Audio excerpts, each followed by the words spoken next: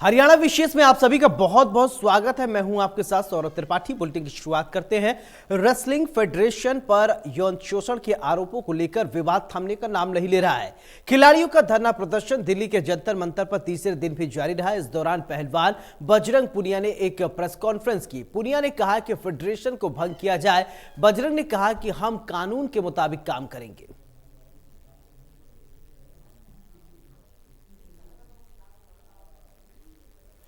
तो आपको बता दें कि जिस तरीके से फेडरेशन की बात किया जाए, खिलाड़ियों के धरना का तीसरा दिन है।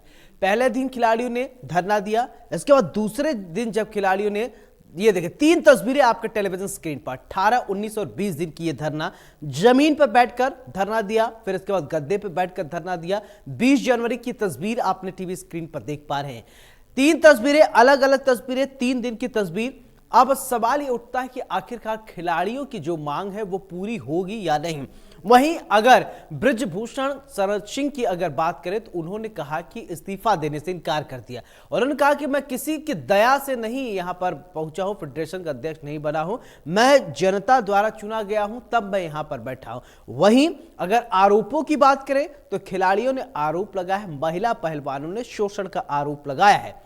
इन तमाम पहलुओं को देखते हुए अगर कल की बात करें तो पहले शुरुआत में खेल मंत्रालय ने बुलाया, खिलाड़ी असंतुष्ट नजर आए। फिर इसके बाद रात को फिर खेल मंत्री अनुराग ठाकुर ने खिलाड़ियों को बुलाया, वहां बातचीत हुई। अब तीसरे दिन भी धरना लगातार जारी है। हमने अपनी मांगे, जो हमारी मांग है वो सरकार को बोल दी है और उन्होंने आश्वासन दिया कि जल्द ही उनको पूरी करेंगे। अगर हमारी मांगे पूरी हो जाएंगी तो हम आराम से उठ के यहाँ से चले जाएंगे। और आप लोगों को बता दूं, ना तो इसमें कोई राजनीति है, ना हम किसी राजनीति आदमी को यहाँ पे बुलाना चाहते, ना कोई भी आएगा। हाथ जोड़ के रिक्वेस्ट है वो हमारे ऊपर स्टेज पे ना आए, क्योंकि ये लड़ाई हम खिलाड़ियों की है और लड़ाई गवर्नमेंट से या सेंट्रल गवर्नमेंट से, राज्य गवर्नमेंट से किसी से नहीं है। हमारी लड़ाई सिर्फ फेडरेशन से है। जो अन्याय खिलाड़ियों के ऊपर हो रहा है वो हम सहन नहीं करेंगे।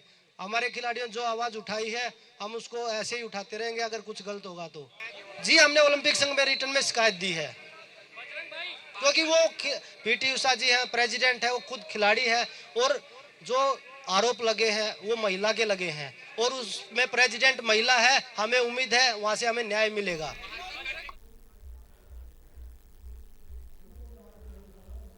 वहीं इंडिया न्यूज के संवाददाता कौशिक ने बजरंग पुनिया से कोच वीरेंद्र आर्य से खास बातचीत की। इस मौके पर उन्होंने क्या कुछ कहा वीरेंद्र आर्य ने, आइए आपको दिखाते हैं, आपको सुनवाते हैं। देखिए रिपोर्ट।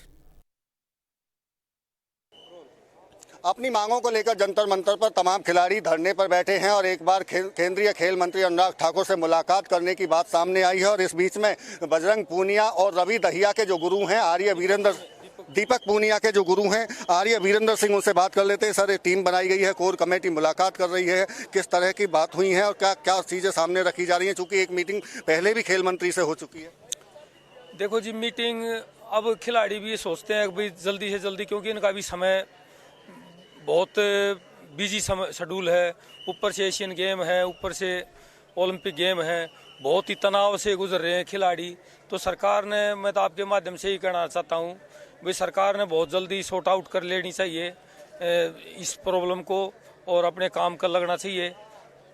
आर्य साहब, चूंकि आप कोर कमेटी का हिस्सा हैं, लगातार आपके साथ में भी बातचीत हो रही है, चाहे बजरंग पूनिया की हो, विनेश फोगाट हो, जो पहली मीटिंग हुई थी उसमें क्या कोई सामने कुछ समझौते की बात या कोई फैसला लेने की बात खेल मंत्री की तरफ से की गई? नहीं, मैं तो कोर कमेटी में नहीं रहा हूँ मैं, लेकिन मैं इनके समर्थन में हूँ, यहाँ बैठा हूँ। अब बच्चों की जो बात आई हमें, जब हमें आपके न्यूज़ से, पेपर से पता चला तो हम यहाँ पहुँचे हैं भैया बच्चों के सपोर्ट के लिए। भैया ऐसी बात है तो उसको बहुत गहराई से विचार करके बिल्कुल बहुत जल्दी सॉर्ट आउट कर देना। आज की मीटिंग के लिए कौन कौन खिलाड़ी जा रहे हैं? आज की मीटिंग के लिए जी अभी ये सभी जो खिलाड़ी हैं, बजरंग पूनिया है, दीपक पूनिया है, रवि दहिया है, साक्षी मलिक है, विनेश फोगाट है, सभी जा रहे हैं। इससे पहले चर्चा भी यहाँ हुई है कि किन मुद्दों पर बात करनी है। हालांकि मुद्दे सबके सामने हैं, जनता के सामने हैं, जो खिलाड़ी रख रहे हैं। तो अब आगे का स्टेप क्या है?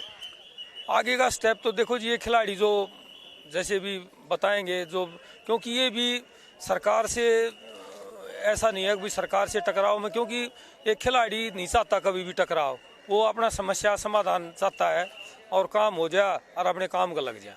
उम्मीद है अब कितनी चूंकि दूसरी बार मुलाकात हो रही है कि शायद समाधान का रास्ता निकलेगा? हमें तो उम्मीद है अभी, क्योंकि अपने प्रधानमंत्री जी भी, खेल मंत्री जी भी और गृह मंत्री जी भी समझदार हैं, बुद्धिमान हैं, तो निकलना चाहिए रास्ता। एक सवाल ये भी है कि ब्रजभूषण जिनको बार बार हटाने की बात तमाम लोग यहाँ से कह रहे हैं, तमाम खिलाड़ी कह रहे हैं, लेकिन वो अपना ना तो इस्तीफा देने के लिए तैयार हैं। वो कहते हैं कि मैं किसी की दुआओं से नहीं बना हूँ, दया से नहीं बना हूँ, मैं तो चुना हुआ प्रतिनिधि हूँ, इस तरह इस्तीफा नहीं दूंगा। ऐसा है जी, अब वो अपनी बात रखेगा, लेकिन सरकार ने भी बात रखनी है, क्योंकि ये राष्ट्र की हमारी संस्कृति से जुड़ा हुआ है। बच्चों का ऐसा मनोबल टूटेगा तो इससे बड़ा नुकसान होगा। वो तो अपना कहेगा, लेकिन उसका अब ये बताओ, इतना ताकतवर हो, इसके ऊपर ऐसे आरोप लगे तो उसने इस्तीफा दे देना चाहिए। 2 महीने हैं भाई, मार्च तक है, 3 महीने में क्या होगा? 3 महीने में तो उसने निष्पक्ष इस्तीफा देकर भाई जाँच करो।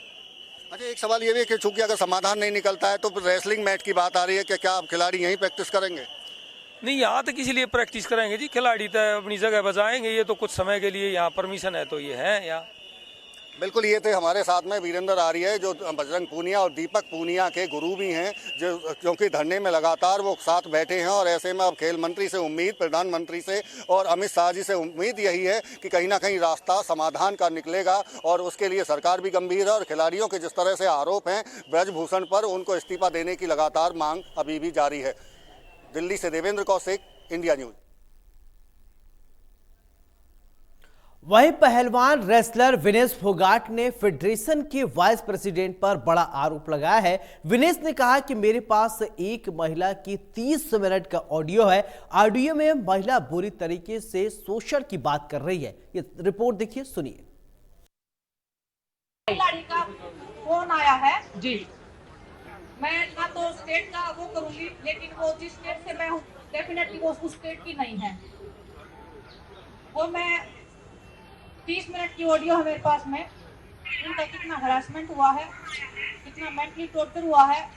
6-7 लड़कों ने बोला है कि हम डिप्रेशन से गुजर रहे हैं, हमने रेसलिंग को छोड़ दिया है। रेसलिंग फेडरेशन के जो वाइस प्रेसिडेंट हैं उनके ऊपर है, उन्होंने बकायदा रेसलिंग फेडरेशन को पूरा लेटर लिखा है। बहुत बार उन्होंने कॉपियां भेजी हैं कि सर इस पे कार्रवाई की जाए, हमें टॉर्चर किया जा रहा है, मेंटली हरास हो रहे हैं, फिजिकली असॉल्ट हो रहे हैं हम, लेकिन रेसलिंग फेडरेशन से कभी जवाब भी नहीं आया है। और वो बहुत बड़ा मुद्दा है, मैं बोलूंगी तो शायद अध्यक्ष जी भी समझ जाएंगे, उस चीज को दबाने की कोशिश करेंगे। वहीं आपको बता दें कि इससे पहले ब्रजभूषण शरण सिंह ने खिलाड़ियों के आरोपों पर जवाब देते हुए कहा कि हम रुकने की व्यवस्था नहीं करते। उन्होंने कहा कि जिस खिलाड़ियों के आरोप लगाए गए हैं वो खिलाड़ी तो उसे प्रतियोगिता में थे ही नहीं। ब्रजभूषण शरण ने कहा कि अपने पद से इस्तीफा नहीं दूंगा, मैं किसी की दया से इस पद पर नहीं बैठा हूं, बल्कि मैं एक चुना हुआ अध्यक्ष हूं। उजाला जाएगा, ऐसा क्या वो मुंह खोलने वाली है? अब हो सकता है हम खोल दें तो सुनामी आ जाए। एक सवाल सर कि वो कह रहे हैं कि अगर आप इस्तीफा नहीं देंगे तो जबरदस्ती कराया जाएगा। तो सब शाम को देंगे।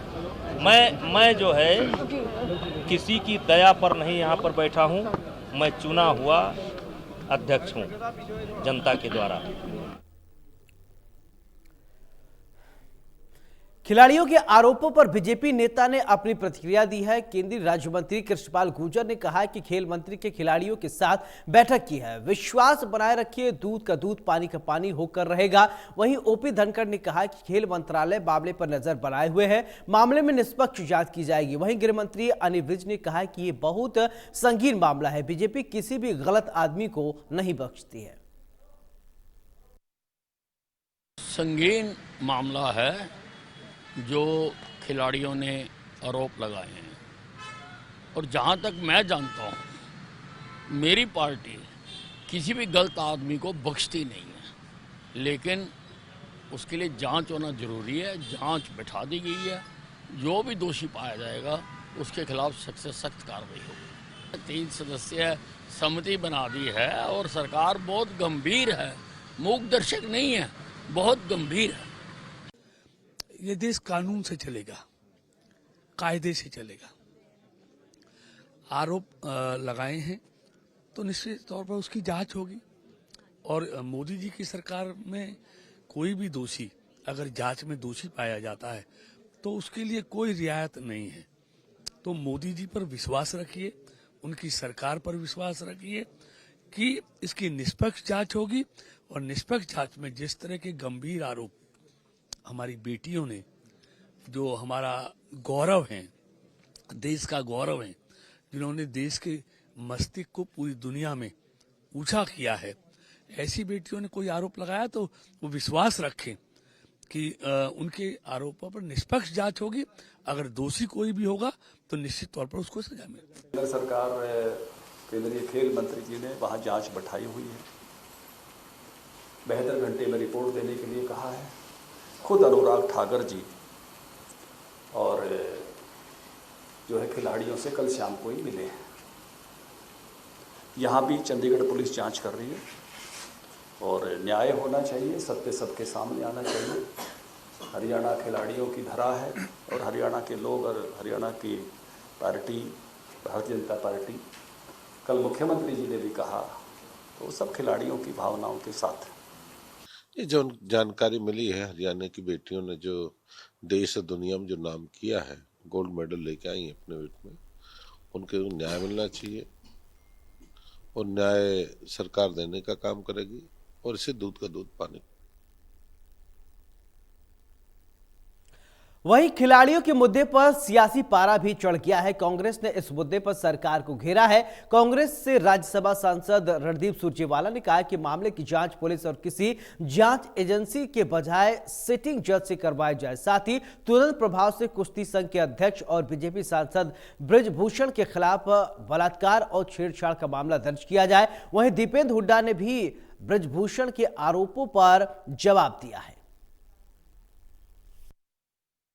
हमारी ये मांग है, नंबर 1, बृज किशोर पर और उन सब लोग जिन पर इल्जामात हमारी बेटियों ने लगाए हैं, ये देश का नाम ऊंचा करने वाली लड़कियां हैं, ये गलत बात नहीं कहेंगी और जांच हो जाएगी।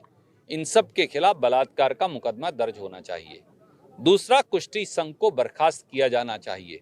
तीसरा, इसकी जांच सरकार की एजेंसी नहीं कर सकती, ना पुलिस, ना सीबीआई, ना कोई और एजेंसी। हम सब जानते हैं वो बीजेपी के नीचे हैं, उनसे कोई न्याय की उम्मीद थोड़ी है।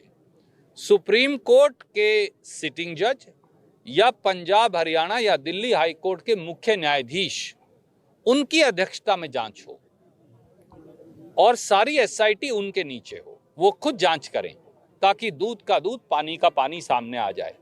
अगर किसी ने गलत नहीं किया तो भारतीय जनता पार्टी क्यों कतरा रही है उनके अपने चहेते सांसद बृज किशोर और सारे कुश्ती संघ के उन पदाधिकारियों के खिलाफ एक न्यायिक जांच करवाने के, जिसके तहत दूध का दूध, पानी का पानी सामने आ जाएगा।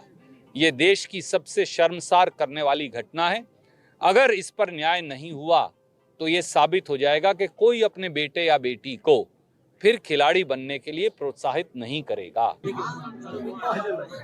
ये जो ऐसे घृणित अपराधों के आरोपी, जिन्होंने महिलाओं का, हमारी बहन बेटियों के शोषण की बात भी हो, ऐसे आरोपी आज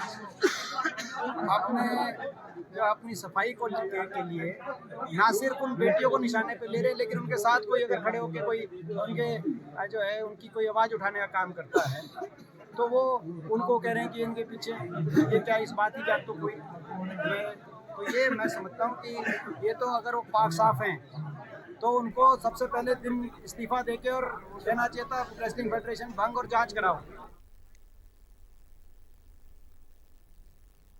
उधर कांग्रेस नेताओं ने भी प्रेस कॉन्फ्रेंस की है और बताया जा रहा है कि धरने पर बैठे खिलाड़ियों का समर्थन किया। कृष्णा पूनिया ने कहा कि हमारी खिलाड़ी बेटियों को इंसाफ मिलना चाहिए। वहीं विजेंद्र सिंह ने कहा कि खिलाड़ियों ने जो आरोप लगाया है वो बेहद गंभीर है, ऐसे में निष्पक्ष जांच करके आरोपी पर जल्द से जल्द कार्रवाई करनी चाहिए। प्रधानमंत्री जी ने कहा था कि तुम हमारी बेटी हो, और उसी बेटी ने एक सवाल कल दागा है कि इस देश में बेटी पैदा होनी ही नहीं चाहिए। इससे ज़्यादा तकलीफ़ की बात, दर्द की बात क्या हो सकती है। और साथ साथ मैं ये सवाल ये भी करती हूँ, एक तरफ तो हमारा देश पदक चाहता है और दूसरी तरफ हम अपने भविष्य को देखते हैं, हमारी बेटियों का यौन शोषण होता है, तो आने वाली पीढ़ी या वो पेरेंट्स क्या अपने बच्चों को इस तरीके से स्पोर्ट्स में भेजना चाहेंगे। और मैं यहाँ पर विनेश फोगाट और उन सभी रेसलर्स का मैं धन्यवाद देती हूँ कि इस मंच पे आके उन्होंने इस बात को उठाया है। लेकिन तकलीफ़ इस बात की है कि माननीय प्रधानमंत्री जी को जब उन्होंने लगभग 1.25 साल पहले इन बातों से अवगत करा दिया गया था, तो इस पे कार्रवाई क्यों नहीं हुई। लेकिन जो उन्होंने आरोप लगाए हैं वो बहुत स्ट्रॉन्ग आरोप हैं, एक नेता पर, एक फेडरेशन के चीफ के ऊपर। और मैं मानता हूं कि इसके ऊपर इतनी देर लंबी चुप्पी साधना प्रधानमंत्री जी द्वारा वो एक बहुत निंदनीय है और एक शर्मनाक है, जो मैं मानता हूं। और इसमें जल्द से जल्द कार्रवाई हो। जो आरोप है बहुत संगीन है। एक भिवानी का, एक हरियाणा का लड़का होते हुए मैं ये मांग करता हूँ इसमें जल्द से जल्द कार्रवाई हो और आईपीसी की जो भी धारा लगती है उनके तहत इसके ऊपर एक्शन लिया।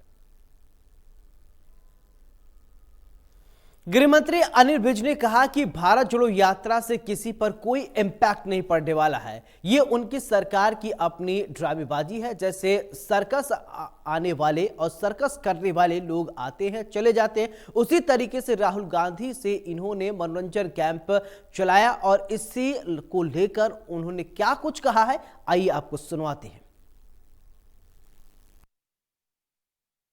देखिए, ये जो राहुल गांधी की यात्रा है, इसका कहीं कोई इम्पैक्ट नहीं पड़ा, किसी के ऊपर इसका कोई असर नहीं पड़ा। ये इनकी अपनी पार्टी की ड्रामेबाजी है। जैसे वो सर्कस वाले आते हैं, सर्कस करके चले जाते हैं, लोगों का मनोरंजन हो जाता है। तो लोगों का इसकी यात्रा से, राहुल गांधी से इन्होंने मनोरंजन कैंपेन चला रखा है, तो उसके अलावा ये कुछ नहीं। उधर फतेहाबाद के भोड़िया खेड़ा ढाड़ी में देवेंद्र सिंह बबली द्वारा की गई प्रेस कॉन्फ्रेंस। उन्होंने कहा कि सरपंच राज्य को लेकर ही उन्होंने कहा कि कल नया नोटिफिकेशन किया था जारी। जो लोग कर रहे हैं विरोध, एक बार पढ़ लें नोटिफिकेशन। सरपंचों को दी गई है काम करवाने की पूरी छूट। देवेंद्र बबली ने कहा कि मैं जनप्रतिनिधियों से आह्वान करता हूं कि किसी के दबाव में आकर या डर कर काम करने की जरूरत नहीं है। सरपंचों द्वारा 23 जनवरी से कार्यक्रम और सीएम को काले झंडे दिखाने के सवाल पर बोलते हुए देवेंद्र बबली ने कहा कि 23 तारीख को टोहाना में शहीदों की याद में कार्यक्रम है, उसका कोई विरोध करता है तो उनकी समझ है। पूरा नोटिफिकेशन पढ़ेंगे, आप खुद फख्र महसूस करेंगे कि ये पहली सरकार है जिसने अपनी ताकतें जो चंडीगढ़ तक सीमित थी उनको हर गांव को देने का, हमने हर गांव की चुने लोगों को देने का हमने काम किया। आम जनता तक अप्रोच की है टेंडर प्रणाली से। आम जनमानस जो आम नागरिक है उसका पैसा कहाँ लग रहा है वो अपने जब ये टेंडर प्रक्रिया में आएगा उससे निकाल के देख पाएंगे। उसमें हमने कुछ कैप्स लगाए। मान लीजिए टेक्निकल अप्रूवल, टेक्निकल अप्रूवल शब्द में यूज कर रहा हूँ, मेरे ख्याल से ठीक रखिएगा। एस्टिमेट बनाना जेयू रेडियो का, उसको अप्रूवल देना हमारी प्रतिनिधियों का ही काम है। जैसे गांव में पंचायतों में, ब्लॉक समिति में हमारे जो सदस्य में, और वहाँ हमारे जिला परिषद अलग अलग फंड थे। उन अलग अलग फंडों का जो PRI के फंड है, हमारे सेंट्रल फाइनेंस कमीशन का, हमारा हरियाणा प्रदेश के जो फाइनेंस कमीशन का पैसा है, उसके अलावा जो सरकार की तरफ से गांव के अंदर डेवलपमेंट का जो पैसा दिया जाता है, वो सारी की सारी जो फाइलें ऊपर घूमती थी, अब किसी सरपंच को चंडीगढ़ चक्कर नहीं लगाने पड़ेंगे। वहीं गृह मंत्री अनिल विज अंबाला सेंट्रल जेल पहुंचे, जहां उन्होंने महिला बंदी को गोली लगने की जांच की है। इस दौरान विज ने बताया जा रहा है कि सीन रिक्रिएट करने के दिशा निर्देश दिए और आदेश दिए। ये संगीन मामला है और मैंने बात की है SP से कि इसकी जांच की जाए। अब जेल की सुरक्षा का दायित्व तो जेल स्टाफ के ऊपर होता है। जेल स्टाफ के भी अगर अंदर तैयार किया है तो उसके लिए जेल स्टाफ होता है, लेकिन अगर क्राइम हुआ है तो उसको हम देखते हैं। तो इसलिए हमने कहा है और उसकी बकायदा कमेटी बना के सारा जांच की जा रही है। और बिल्कुल ये मामला है कि अंदर गोली कैसे चली गई और SLR की गोली कैसे चली गई, वो तो किसी के पास होती नहीं है, तो वो जांच कर रहे हैं। बीजेपी प्रदेश अध्यक्ष ओम प्रकाश धनखड़ ने प्रेस कॉन्फ्रेंस की, जिसमें उन्होंने G20 समिट सहित कई मुद्दों को लेकर बात की है। ओम प्रकाश धनखड़ ने कहा कि आज भारत G20 की अध्यक्षता कर रहा है, अन्य कमेटियों में प्रतिभागिता दे रहा है और ये हमारे लिए गौरव की बात है। उन्होंने कहा कि प्रधानमंत्री ने G20 देशों के अलावा और देशों के साथ निमंत्रण दिया है, अन्य संस्थाओं को भी निमंत्रण दिया गया है। उन्होंने कहा कि 11 फरवरी के भिवानी में प्रदेश कार्यकारिणी की बैठक की जाएगी और केंद्र से गुजारिश करेंगे कि G20 का सारा विषय प्रदेश कार्यकारिणी को बताया जाए ताकि उसे गांव-गांव तक पहुंचाने का काम किया जा सके। वहीं उन्होंने गृह मंत्री अमित शाह की 29 जनवरी को गोहाना में होने वाली रैली को लेकर भी जानकारी दी। भारत G20 की अध्यक्षता कर रहा है। भारत अन्य कई कमेटियों में अध्यक्षता कर रहा है, यूनाइटेड नेशंस की परिषद में, SCO में। ये सचमुच में भारत के लिए गौरव के पल है। किसी भी समाज के लिए गौरव बहुत महत्वपूर्ण चीज होती है और हम ये चाहते हैं कि ये गौरव के पल अंतिम भारतीय महसूस करें। नरेंद्र मोदी जी ने 20 के साथ 9 देशों को और आमंत्रित किया है, बांग्लादेश को, स्पेन को, नीदरलैंड को, इजिप्ट को, नाइजीरिया को, 2 अरबियन कंट्रीज में, मिडल ईस्ट में से 2 देशों को, सिंगापुर को, 29 देश आएंगे। उसके साथ कुछ जो दुनिया भर की वर्ल्ड लेवल के इंस्टीट्यूशंस हैं, यूनाइटेड नेशन है, UNO, WTO है, WHO है, वर्ल्ड बैंक है, IMF है। केवल 20 नहीं बैठेंगे, 43 बैठेंगे। इस तरह से भारत के गृह मंत्री आदरणीय अमित शाह जी 29 जनवरी को गोहाना में एक विशाल रैली को संबोधित करेंगे। हमारी ये सोनीपत लोकसभा की रैली है। उस दिन वो एक तीर्थ स्थान के दर्शन भी करेंगे और एक कार्यकर्ताओं की, उस लोकसभा के कार्यकर्ताओं की बैठक को भी संबोधित करेंगे। दोपहर से लेकर शाम तक का आधे दिन का समय हमको उनका। रेट बढ़ाने की मांग को लेकर गन्ने की चुलाई बंद करने के बाद किसानों ने शुगर मिलों पर ताला जोड़ दिया है। गन्ने का समर्थन मूल्य 450 रुपए प्रति क्विंटल करने की मांग को लेकर हरियाणा में एक किसानों ने शुगर मिलों को तालाबंदी की है और बताया जा रहा है कि कॉल दी थी और बताया जा रहा है कि इसी के तहत किसानों ने आज कैथल, यमुनानगर और कुरुक्षेत्र में शुगर मिलों को ताला लगा दिया। और किसानों का कहना है कि जब तक गन्ने का समर्थन मूल्य सरकार बढ़ाकर 450 रुपए नहीं करेगी तब तक उनका प्रदर्शन जारी रहेगा। किसानों ने शुगर मिल के मुख्य द्वार पर दरिया में बिछाकर अपनी धरना प्रदर्शन दिया है। बताया जा रहा है कि किसी भी गाड़ी को शुगर मिल के अंदर जाने नहीं दिया गया।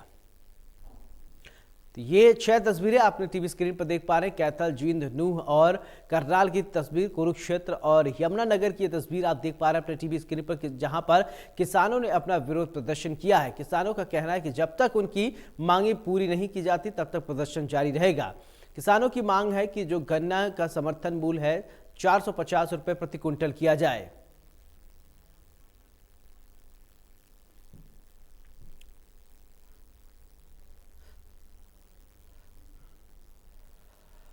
हरियाणा विशेष में मेरे साथ फिलहाल इतना ही। नमस्कार।